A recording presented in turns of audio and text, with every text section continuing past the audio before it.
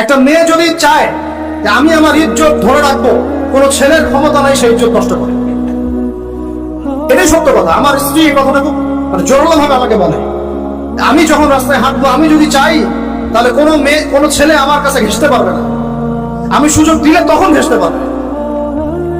যদি চায় যে একটা ছেলে আমার সাথে ইটিশ পিটিশ করুক, সে ছেলে করবেই করবে।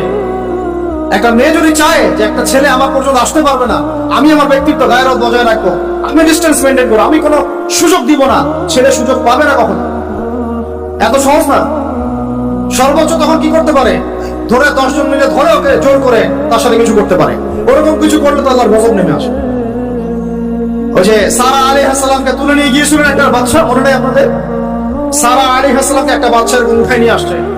আর সারা আলাইহিস সালাম সবচেয়ে সুন্দরী মেয়েদের একজন ছিলেন পৃথিবীর ইতিহাসে, ইব্রাহিম আলাইহিস সালামের স্ত্রী। তখন তিনি হাত